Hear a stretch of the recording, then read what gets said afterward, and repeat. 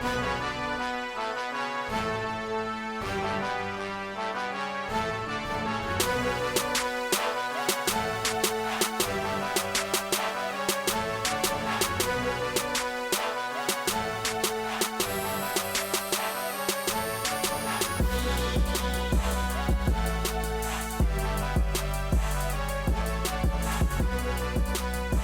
hear those horns, you know what time it is. It's time to play some toss. Welcome everyone to episode 18 of the Tristain on Sports Show. Toss is your friendly neighborhood T-Square. Tristain Thomas here with you, straight from the kitchen with some truthful, opinionated, and passionate sports talk.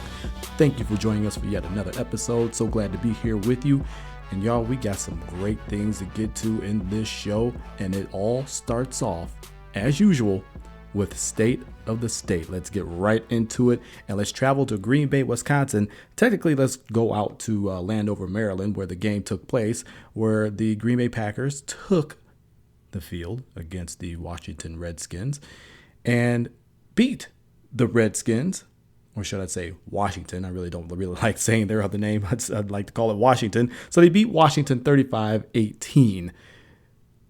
Wildcard Weekend, and what a weekend it was. We really had two blowouts and two really good close games, and we'll get to those later. It was really a tale of three quarters in this game as far as the Packers are concerned. They got shut out in that first quarter. It was 5-0, with that weird score being as a result of a safety when J.C. Tretter, who's playing left tackle for the first time in his entire career, which goes to show you how beat up this offensive line really is, and how frantically they're searching for answers. It got backed right into Aaron Rodgers in the end zone, goes for a safety. Horrible start. I tweeted out, yep, it begins. Because it was really the same old deal that we had been seeing for the entire season. I'm like, okay, this is how it's going to end. It's going to end the way it's always gone all season long, with these guys not playing their best football. And not really playing up to the caliber that we expect them to play. Here comes another L. Here, the end of the season comes now. I didn't really think that way, but it's like, if it's going to happen, it's going to happen exactly just like this. It's just going to be an awful performance, and they're just not going to show up. But you always hold hope. You always have to keep the faith. And I kept the faith in this team. And they repaid that faith. They repaid that faith by having quarters. Over the next three quarters, the Packers scored 17 points, 7 points, and 11 points. A huge stand with Deshaun Jackson not really being a bonehead yet again. We all know Deshaun Jackson, Monday Night Football, when he was with the Eagles, all alone, just caught a huge bomb. All alone, going into the end zone against Dallas. And he showboats, and he really tosses the ball back behind him as if he had crossed the goal line and for a touchdown, and he didn't. And this was almost kind of in the same vein. He really did not show good effort, did not put the ball out in front of him to make sure that he crossed the goal line to score a touchdown. Instead of a touchdown, the Packers hold Washington to a field goal. And that would have changed the whole complexion of the game had he crossed that goal line with the ball. It really did change the whole complexion of the game, and the Packers' offense really just took off after that. Rodgers was decent, 21 of 36, 2 touchdown passes, 210 yards. He didn't really need to run. A quarterback rating of 93.2, really didn't need to run. He actually had a negative 1 yard, I believe. So he really didn't have to use his legs in the run game to really get anything going in this game, which speaks to how the offensive line really settled down after getting backed into the end zone for a safety. J.C. Tretter really settled down after that first quarter. The offensive line really did, and the offensive line really played a smash mouth football. They really did. They really got down and got after it. They made a committed approach to the run game. They had a committed approach to the run game, which is exactly what we here at Toss with you guys have been interacting with me about. They need to get to the run. They need to get back to the run and make that the focal point of this offense, because that is the only way you're going to get any of these receivers time to separate. It's really going to be the only time you're going to give Rodgers time to operate with the way the offensive line has been all season long. It just makes sense, but you have to have a commitment to it. Mike McCarthy, the play caller, made that commitment in this game. 32 carries, 141 yards, and 2 touchdowns as a result. That is a good running game. And you can see the balance. You had 30 plus runs. You had 36 plus passes. That is the type of balanced offense that you need. And you needed to make this run game be a focal point of this offense in order to give those guys any sort of room to operate. James Jones led your receiving corps with 7 catches and 81 yards. He was reliable, chain mover. This offense really played the way that they needed to in order to go and win this playoff game. A commitment to the run, which really set up the pass. And you saw a result of that, 35-18 being the final score. The defense showed up like they have been showing up all season long. I cease to be surprised by this defense because they have been the only consistent unit on this ball club all season long. All season long. And they showed up yet again, only giving up 18 points. They got 6 sacks, held Washington to 84 yards 84 yards rushing. Kirk Cousins had a good passing day. Jordan Reed had a great pass catching day, which we knew that was the nightmare matchup for those guys. 9 catches, 120 yards, touchdown, a couple touchdowns, I believe, 1 or 2 touchdowns. All knows that he had a hell of a day. And we knew that. We knew he was really going to be the big, consistent playmaker for that Washington team. But it was really another good performance by this defense. They are really playing well. And they have been playing well all season long. You guys are going to need another performance like this, just like this. Because now you have a better team in Arizona coming off of a bye week. Okay, let's be clear. For me, it does not matter who you beat in the playoffs. Does not matter the stats. Does not matter if their secondary was lax. It does not matter if they aren't on the par of Arizona or Carolina. You beat them. You survived. You advanced. But let's be clear. This Washington team pales in comparison to this Arizona Cardinals team that just smacked you up 38-8 a couple weeks ago. The Packers are going to need a commitment to the run, really have control of time of possession, but I really don't foresee them doing that. They want to go up tempo. They want to push the pace, get the defense tired. Don't allow them to substitute, and they do. And if they do, Rodgers wants to take advantage of that and get a free play. You saw that in the Washington game. He did that multiple times. He's been doing it multiple times all season. This is a much tougher test than what you had against Washington. It really is. It really, really is. Prime time, Saturday night. You're the only game in town. You're the only thing in town. College football is now over. And by the way, congratulations to the Alabama Crimson Tide. I did pick them right here on Toss as the eventual national champions of this college football playoff, and they did just that. Hell of a game. Got to give it up to Clemson. They played extremely well. But college football is over. That's over and done with. College basketball is starting to ramp up, but really, you're the only game in town. All eyes are going to be on you. The NFL gave you the Saturday night primetime game. That means this is big time. Everybody wants to see this matchup. And quite honestly, for my money, it is probably the best matchup of the weekend. I would say a close second would be the Seattle Seahawks and Carolina Panther game. That one's going to be intriguing. But if you're talking the potential for two teams to really go and light it up on the scoreboard, hey, they played a playoff game before, and it did not go the Packers' way. The highest scoring playoff game in NFL history. What did that end? 51-48, something like that? Or 51-45, something like that? All I remember is that Aaron Rodgers got face mask on that final play when he fumbled, and it should have been called. And the Packers probably would have went on to win that game, but I digress. You got a rematch against those guys after getting smacked up 38-8 just a couple of weeks ago. That's fresh in their mind. I think they learned a lot about that, from that. I think that was their rock bottom. I really do. I think that was their rock bottom. We'll see if they learned anything from this game. We will see. It's going to be an extremely tough test. Extremely tough. I don't foresee them going to play the clock control type of game because the Arizona Cardinals are really a lot like you. They really want to push the tempo. They've got more than capable receivers out there. They've got a good running back out there. They've got a stellar defense out there. They're really a complete team. What have you learned from that 38-8 smackdown that you took a couple of weeks ago? This game will be a lot closer than most people think. It will not be a 38-8. It will not be a blowout one way or the other. And if it is, I hope it is in the Packers' favor.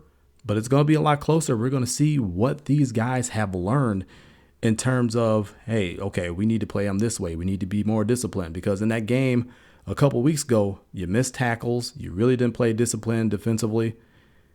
And you were just putrid offensively. Could not protect any quarterback that was back there. Rodgers got sacked 8 times. Tolzien came in garbage time and got sacked himself. What have you learned offensively and defensively from that 38-8 beatdown? We will find out. We will see. And we will see Saturday night. As far as my prediction, you're going to have to wait a little bit longer for that. That's going to come up in the toss sweep. Continuing on State of the State, we traveled down to Milwaukee, Wisconsin. We talked some Bucks basketball, and I got a 3-game sandwich for you. The bread is good, but the meat ain't. You had 2 good wins, and it was sandwiched. In between that was sandwiched a really bad loss in which you led the game. They beat the Mavs 96-95, which was probably one of their best defensive efforts against a really good team that I've seen all season long.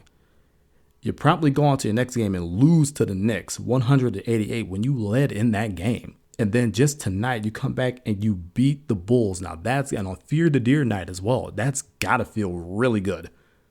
Really good. Given the beatdown they put on you boys in the playoffs. To have them back in the building and to get that win, to play that way, which was, you look at the score, 106, 101. It really should have been under 100 because it was a garbage time 3 or a last second 3 that somebody hit and made the score 101 as opposed to 98. But they really played good defense in tonight's game. They really played great defense in that Mavs game. That was really a stellar game. I really had a lot of fun watching that one. Really had a lot of fun watching this Bulls game as well. Was switching between that and the State of the Union address because, brother got to stay up on things. That loss to the Knicks just does not taste good, though. They really just more or less collapsed in that game. I don't know. It really was a microcosm of what the season was. It's really inconsistency in that game. But the thing is, they've really been showing signs of a direction. They've really been playing a lot more up-tempo basketball, which is something that I believe we've all been calling for. These guys are at their absolute best when they are going up and down the court at breakneck speed. Because there are very few teams that can keep up with them. The athleticism on this team, the talent on this team, the youth on this team, the length on this team, that's not something that a lot of teams can match up against.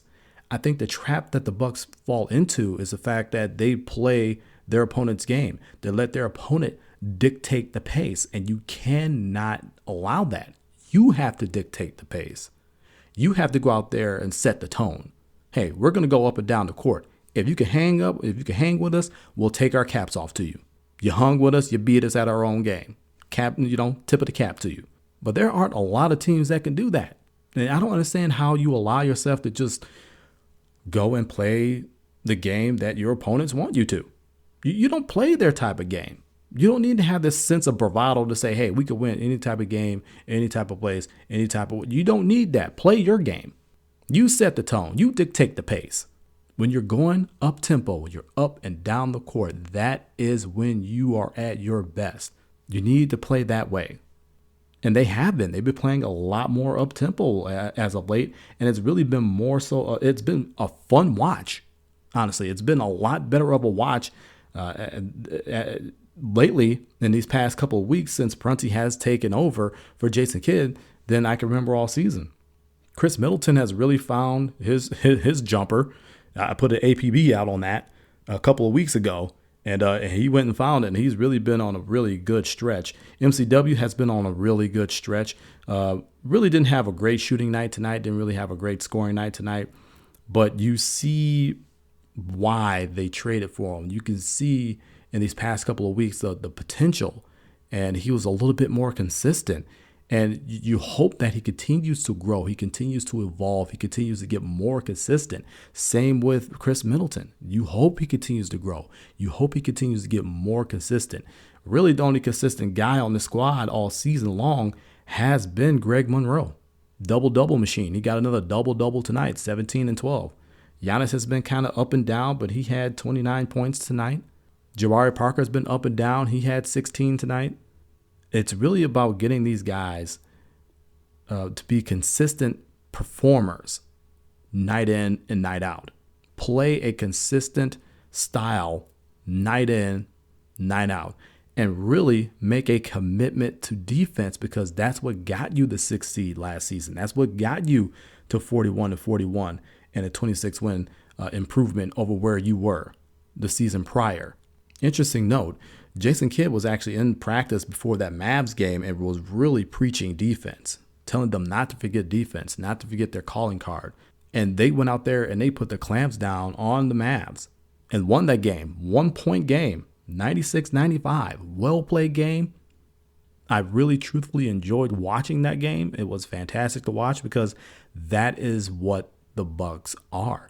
Or at least that's what we envisioned them to be. That kind of a team that could put the clamps down on you on the defensive end and get after you on the offensive end. Up-tempo, play a fun style of offense, but really clamp down on defense. That's where we're headed. And throughout all of the frustration of this season and seeing the inconsistencies and wondering where the defense went and what's wrong and who are we going to trade and what will we do? I said this just last week, or maybe even the week before, that we are now having the season that we thought we would have last season, where everybody thought it was going to be a complete rebuild. We weren't going to do anything. We're just really going to learn, grow, gel with each other, and then look out NBA after that. It's been flip-flop. We got the improvement year last year at 41-41, 6th seed in the East. And now this year, we're back in rebuild mode. We're back in learn each other mode. We're back in get that chemistry back mode. This is a year that really is going to try everyone's patience. Hey, I know my patience has been tried with this ball club. I know a lot of you have had your patience tried with this ball club this season. But we don't quit. We don't quit on them. We're not going to quit on them. We understand that this is a lost season as far as anything playoff related goes. Yes, they've been playing somewhat better these past couple of weeks with a more up-tempo style. It's been a lot of fun to watch, and they've gotten some wins out of it. Hey, they even threw some defense in a few of those games. That the Mavs game was one, and not so much that Knicks game. That was just ugly. And then the Bulls game tonight. I think they really played some pretty decent defense. Even though the score ended up 106-101, I think they still went out there and played some decent defense. But they're really having the season that they should have had last year, this year. And with that is going to come, it's going to have to be a lot more patience from all of us. We can be frustrated. We can scream from the mountaintops how frustrated we are. We can just quit on the process. We have to practice patience. We do. That's all it is to it. This team is not going to go anywhere playoff related this season. I think a majority of you have accepted that. I know I accepted it a long time ago. The East is a lot better. I think the East will continue to improve. You're going to have to be over 500 in this conference in order to make the playoffs for many years to come if these teams continue to grow. And I don't see any reason why they won't. It's a much more competitive conference than it has been. It's getting to the point where it's almost stacked. Now, not on the level of a Western Conference, but you can, as far as trying to make it to the playoffs and achieve any type of goals of even getting in a tournament to try to win a championship, it's pretty stacked to even get there. But we have to practice patience with this squad. They still need consistency. Their games are still growing. The chemistry with each other still needs to continue to grow. Jason Kidd's not even on the bench right now. And if he's going to be your leader, you guys need to be under his tutelage. They have to pick a direction to go in. They have to be consistent with everything from top to bottom. And until that happens, I do not foresee any of this getting any kind of better. But you got to have hope. You got to have hope. You have to trust the process, trust that what these guys are trying to accomplish will come. And I think it will come. This is going to be one of the more dangerous teams in the NBA when it does happen. And yeah, there's some tinkering that needs to be done with the squad and everything else. But I think that this team, with a little bit of patience, is going to be well worth the wait. So kudos to your 2-win sandwich to the Bucks, especially that win tonight against the Bulls. Thoroughly enjoyed that win against the Mavericks. It was really a defensive battle, really smart offense, really tough defense as well. But there's nothing like twisting that knife in the back of the Bulls after what they did to you last year in the playoffs, and to get the job done on a Fear the Deer night, alternate court, alternate unis, in front of a home crowd that was just hungry for a win against these guys, and they went and did it. It was really, really good to see. And I just hope they continue to learn, continue to grow, and continue to use this season to really understand what their potential could be. And then I hope next season they go ahead and they realize that. This team is not done being tinkered with. But whatever happens, please have patience. I've had to learn it. I'm at peace with the fact that we're not going to go to the playoffs. But now it's just a season-long evaluation, and we're really watching these guys. And we want to see what they're going to become. Have patience. Have faith. Coming up on Toss, we're going to run the Toss sweep, and we have some big subjects to talk about. We're going to go over my picks from last week's Wildcard Weekend, as well as my predictions for this upcoming weekend's divisional round playoff games. And somebody's on the move, or should I say, some people are on the move. Trust me, you do not want to miss this. We'll be right back.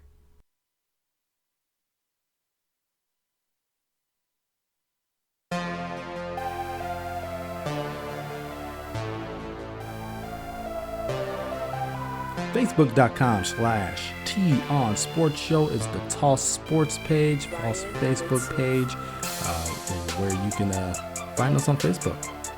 We talk about a lot of things on there that we don't normally touch on during the show. So if you want more bits, more bites, and to get a little bit deeper into my mind, we'll go ahead and check out Facebook.com/TOnSportsShow. That's TON Sports Show. Welcome back to Toss, everybody. Your friendly neighborhood Tristain Thomas here with your T-Square. And it's time for us to run the Toss sweep. Before the break, I said we got some people on the move. It's been a long time since this has happened in the NFL, but it has been voted to happen. NFL relocation is happening, folks. On a vote of 30-2, the St. Louis Rams will move to LA and begin playing there in the LA Coliseum starting next season. Now, this is amazing to me. I look, here's the thing. There's a lot to get through on this one. The Rams are going to play in the LA Coliseum until the stadium is ready. All right. And this is a huge project, and you guys don't want to miss the numbers on this one.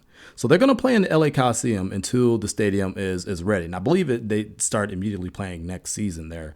I think that's a little bit murky still. The Chargers have also gained ability to relocate into the same facility as the Rams. Now, here's the interesting thing. The Chargers have an option to move to LA in the same building as the Rams. The thing is, the Chargers have to work out a lease agreement with Stan Kroenke, the owner of the now LA Rams, on whether or not they want to be tenants in that building, of which would cost them about $1 a year is the number that I'm hearing. It's going to be $1 a year. They won't have any overhead costs. All that will be taken care of by the Rams if they decide to be a tenant in that.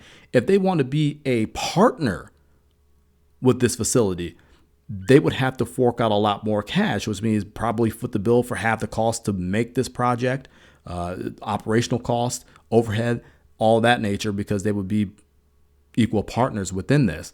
So they have to work out an agreement on that by January 2017. If the Chargers and Stan Kroenke and the Rams are not able to come to an agreement on the Chargers' lease, then the Raiders will be able to have that option to move to LA, and San Diego will have to stay, the Chargers will have to stay in San Diego, which is very, very interesting to me. The NFL is actually going to give the Chargers and the Raiders $100 million if they do decide to stay in their respective cities, because Roger Goodell, and this is word straight off his mouth, really value stability. They take pride in it, whatever that means. I mean, I kind of get it. We just went through the same thing with the Bucks. We didn't want them to move. We didn't want to be like Seattle, because if the Bucks moved, we would have never got another NBA franchise. So I get it. You like stability. The fans love it. But I'm going to get to them fans in a second.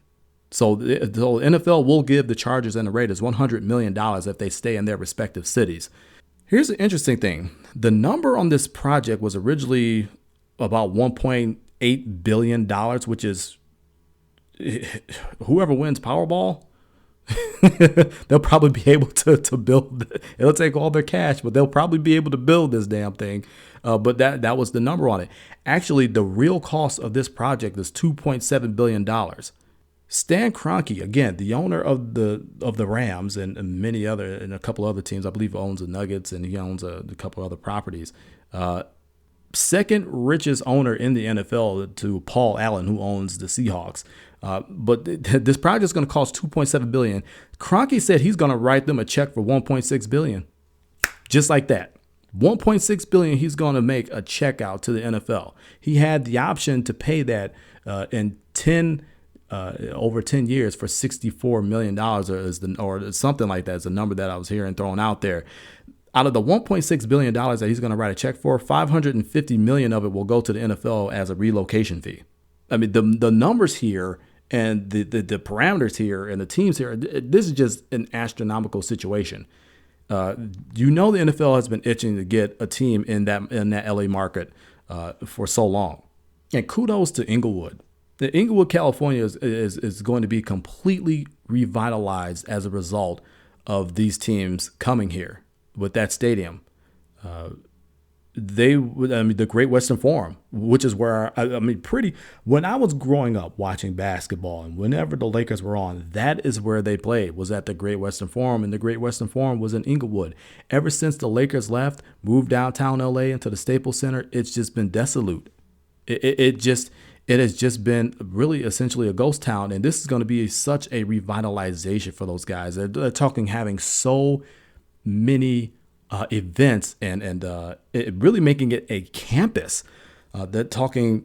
You hear some people out there calling it the NFL West Wing. They want to have NFL combines here. They want to have concerts. They want to have different NFL and football related facilities here. Obviously, a Super Bowl is going to go there because it's a brand new facility. So eventually a Super Bowl will be there.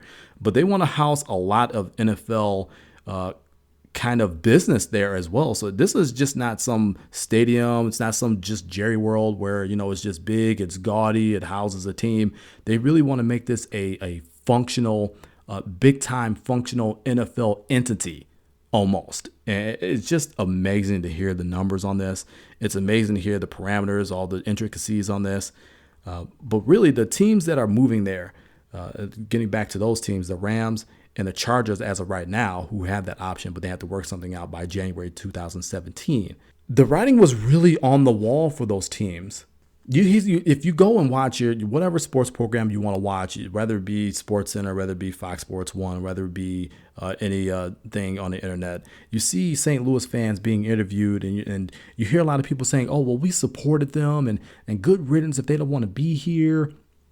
We were going to give them a first-class stadium to work in, but here's the problem with that. You didn't give them a first-class facility after they've been begging for a first-class facility for years.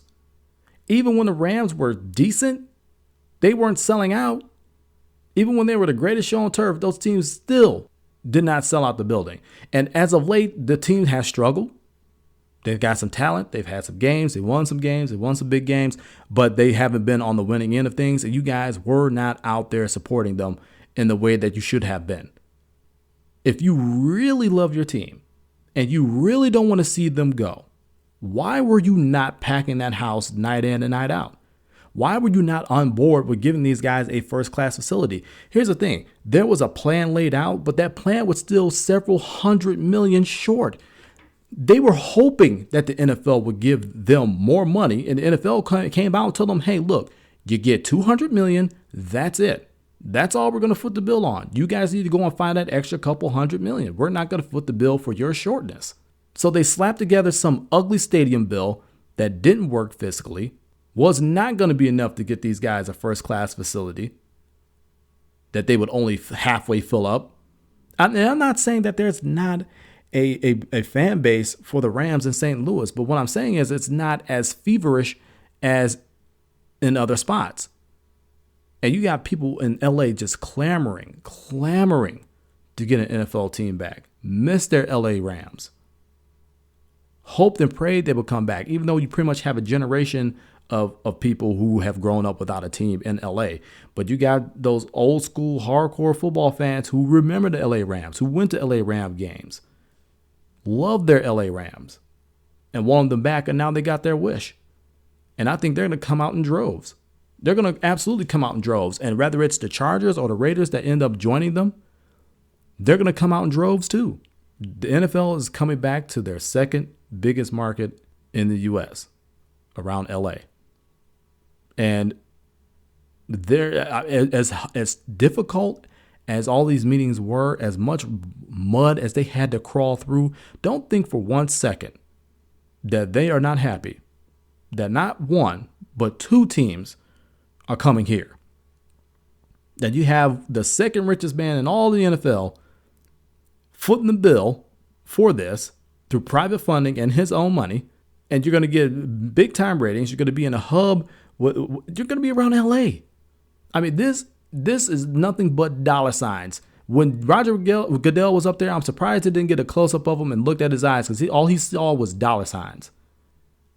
And it's interesting. It's really interesting to me, the fact that the one person they said really moved this whole thing forward was Jerry Jones. And it really shouldn't be a shock, because Jerry Jones probably saw the money in it too. So the Rams are going back to LA. The Chargers are also able to relocate, but they must work out an agreement with Stan Kroenke and the Rams on whether or not they want to be a tenant in that facility, which will cost them $1 a year to play there. I believe $1 a game or $1 a year to play there with no overhead costs or anything else, or if they're going to be an equal revenue sharing partner in that venture. If they cannot come to an agreement by next year, January 2017, the Raiders then have the option to move into that facility and have the same deal go along with them. Do you want to be an equal partner, or do you want to be a tenant? It's really going to be interesting to see what the Chargers do in that case. And they have a stadium vote as well. They have a funding vote for their own stadium. So it's not really written in stone as far as with San Diego. I mean, it was really a sad scene. I grew up with San Diego Chargers, man. I mean, I remember the song and everything. The Powder Blues. I mean, they've always been the San Diego Chargers for me, and for a lot of other people as well. So it was really a sad scene to see them say, "Hey, this is the last game here." It's really tough to swallow. It's really tough to swallow, but it's not over yet. All the San Diego fans, the San Diego Charger fans out there, it's not over yet. It ain't over yet. It's not set in stone that those guys are going to move. Mark Davis, I know he was pretty mad that they didn't get the go ahead to move into that facility. But, it's not over. I wouldn't be surprised if it ends up being them that end up moving and they become the LA Rams again.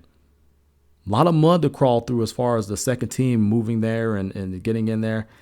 But this is just amazing to me, just to hear the money being thrown around, to hear the project and the scale of it, what they wanted to become, and the fact that it's all coming to fruition after you had so many people draw renderings and saying, hey, we're going to move a team down here to LA, and nothing happens, and now it's happening.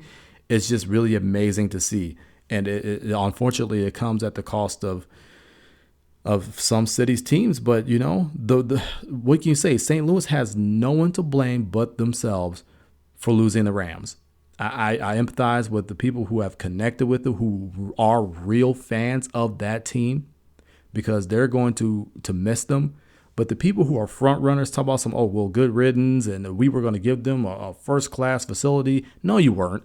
And you weren't really fans of them. Because if you were, you would have been packing that house each and every single Sunday that they played. And you did not do that. So you have no one to blame but yourselves. You slapped together an ugly last-second deal to try to get them funding that did not work. None of them numbers that you crunched worked. And now you want to throw dirt. And there was a lot of mudslinging both ways. Don't get me wrong. From Stan Kroenke saying it was just a two-sport team, or a two-team city, two-sport city. They're so broke, they don't have the funds to really support 3 teams. Hey, look, I mean, I'm sorry, but that's the truth. And now they're moving. Now they're gone. Now he doesn't have to worry about it. He's building his own first-class facility that's going to cost him $2.7 billion. And St. Louis fans, I'm talking the front runners. I'm doing air quotes around fans. St. Louis fans, the front runners, you have no right to be mad about this because you didn't support that team. You want to act like you did because now you're losing something from the city, but you really did not support that team. It's either the Chiefs, the Cardinals, or nothing at all. That's how it is. That is how it is, and that's how it's always been. You have a lot more passionate Chiefs fans than you do Rams fans. You have a lot more passionate Cardinals fans in baseball than you do Rams fans in football. And now you're losing them, and now you want to come up and say, we were going to give them a first-class facility, and I don't understand why they're leaving and what's going on. I can't believe you're doing this. It's because you could give a damn less about the Rams. And now that you're losing them, you want to go and cry about it. It's ridiculous. You have no one to blame but yourself. No one to blame but yourself. So let's get off of relocation, because that is just a whole big monster beast of a project. I mean, you're talking billions of dollars being thrown around and teams moving and relocation fees. Let's take a breather and get away from the number crunching and the heaviness of NFL relocation and get to a recap of my picks from Wildcard Weekend. Your boy went 3-1 last week and was a hair away from 4-0, or should I say a meltdown away from 4-0. Cannot believe how the Bengals melted down in that game. I cannot believe. And I picked them to win, and they had that win. They were going to win that game, and then Burfict decided to go and headhunt Antonio Brown, and Adam Jones decided to go and run his mouth and catch a penalty, and made it a chip shot field goal for the Steelers, who kicked the ball on first down. They didn't even wait to get anything else. They kicked it right away on first down. Had no timeouts. They had no choice but to. Picked the Seahawks. They escaped 10-9. What an unbelievable. Third coldest game in NFL history. Conditions not conducive to throwing the football. No team really ran the football that well. It was a broken play and a missed field goal that really decided this game. Just an amazing playoff game. 10-9. I mean, brutal.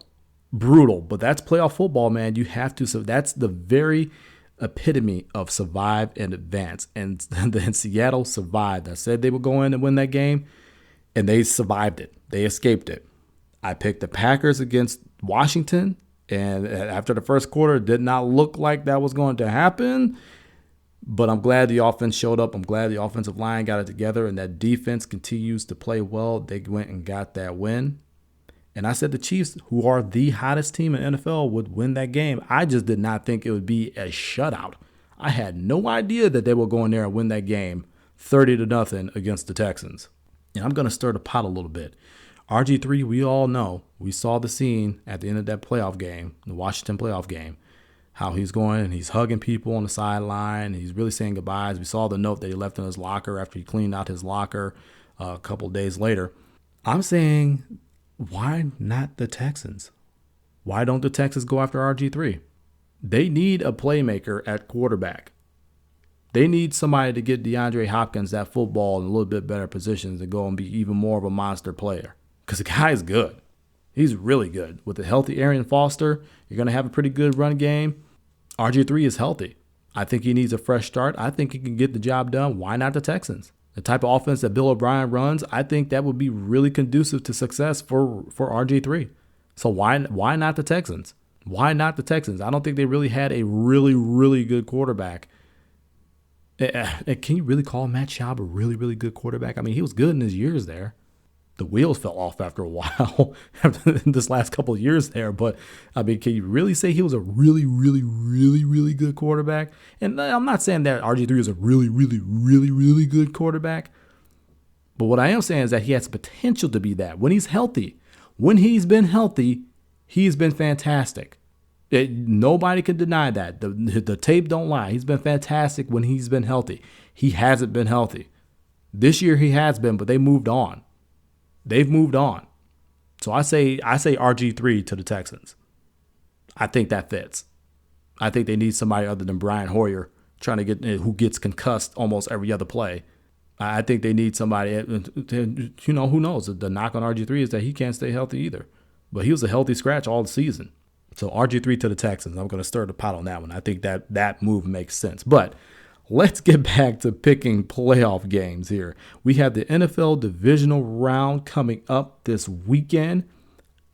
Probably my favorite weekend of playoff football is the Divisional Round because the big boys come on in. We get the 1 seeds and the 2 seeds coming off the bye week, coming off the craziness of Wildcard Weekend.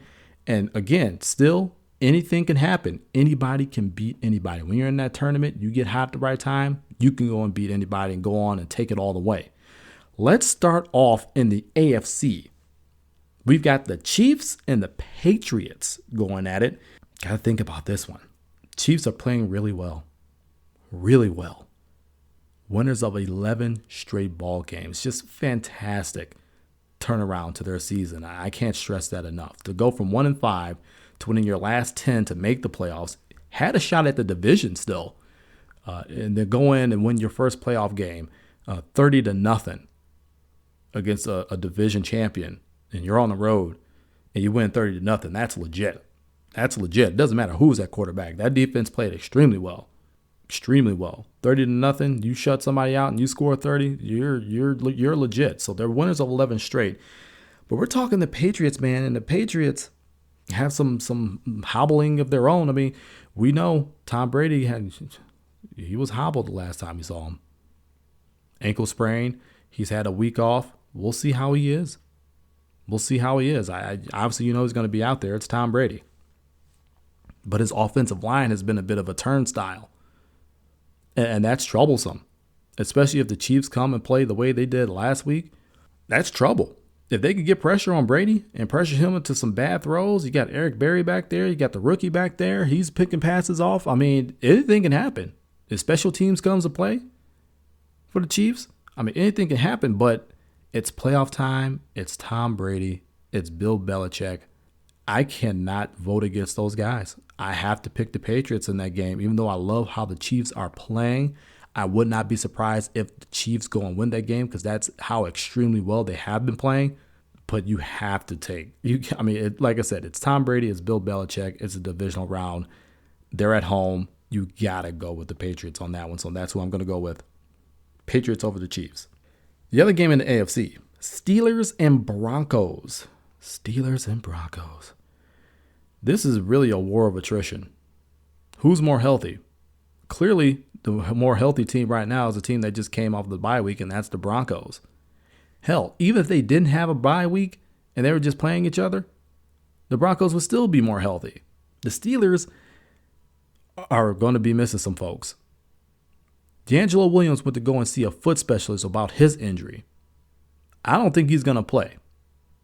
Antonio Brown, they're saying, is not likely to play because of that concussion caused by Vontaze Burfict's stupid headhunting. And Ben Roethlisberger not only has a sprained AC joint in his shoulder, he's got torn ligaments in there. And we all heard it straight from his mouth. He and Mike Tomlin looked at each other. Ben was standing on the sidelines. Game was on the line. They looked at each other and said, okay, yeah, I can go out there if you need me to. He goes out there. But even he said he told Mike Tomlin to not call any long throws because he cannot throw the ball that far.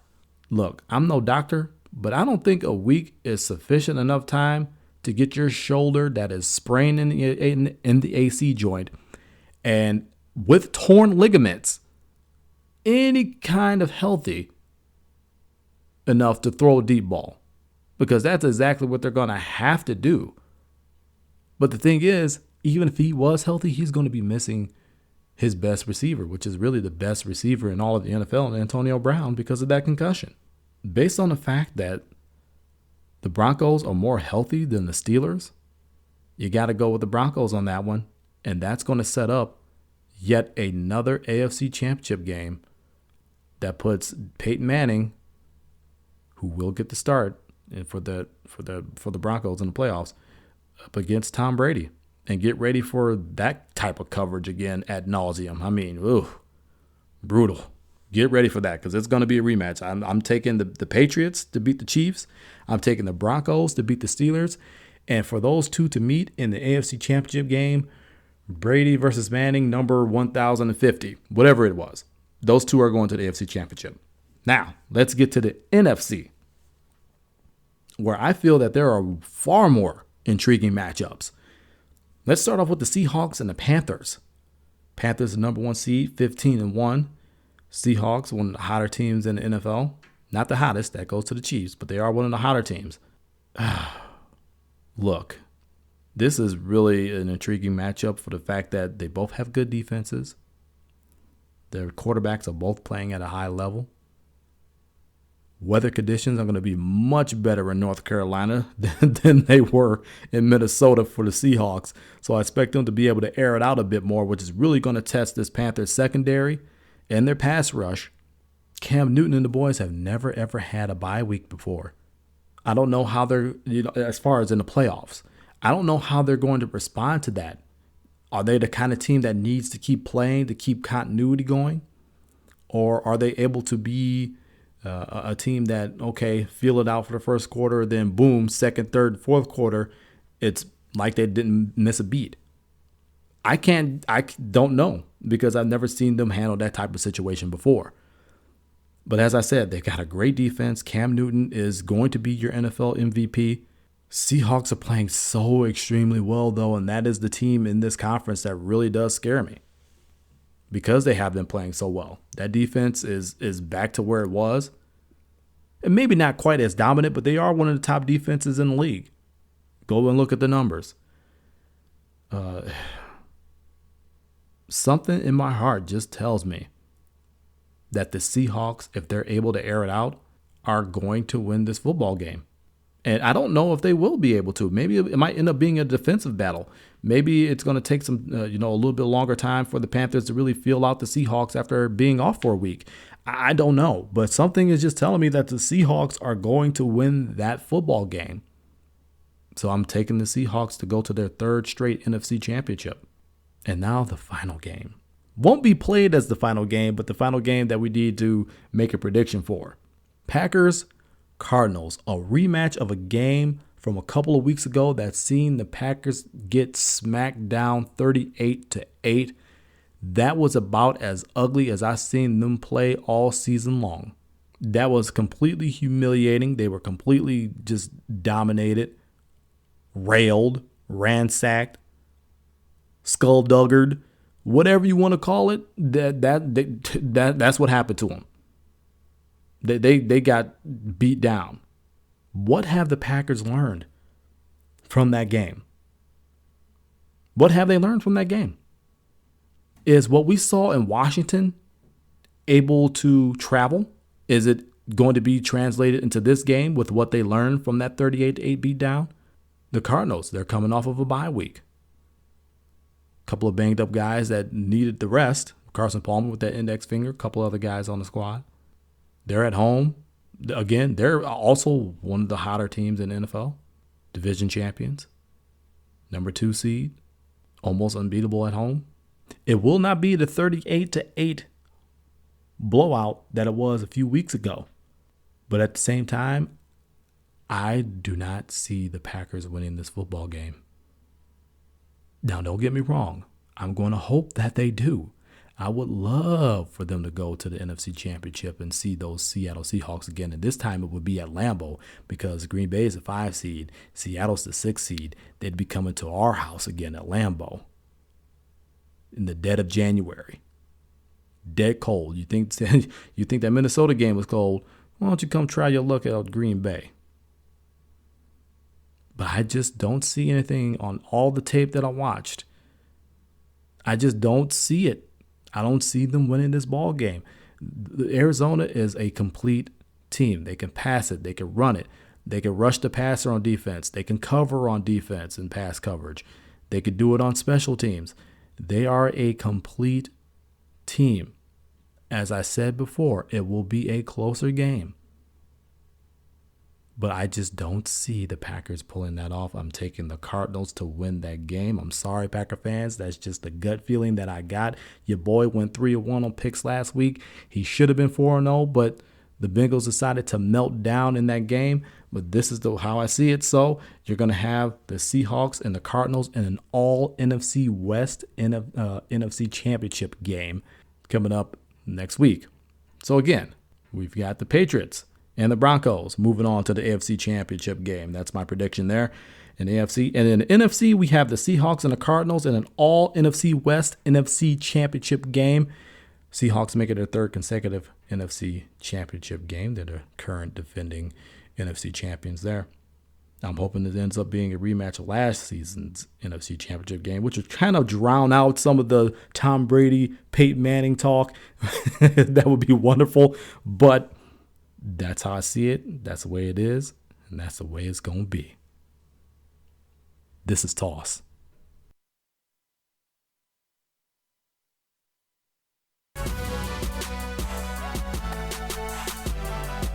All right, y'all, it's time for me to get on up out of here. This was episode 18 of Toss, the Tristain on Sports Show. It's so great being here with you guys. I love chopping it up, talking with all of you. Let's hope we go 4-1 on those picks. Let's hope we go 3-1 on those picks next week with the Packers moving on to the NFC Championship game. Hey, you guys know how to get a hold of me on Twitter at the20double. You know I keep it entertaining on there.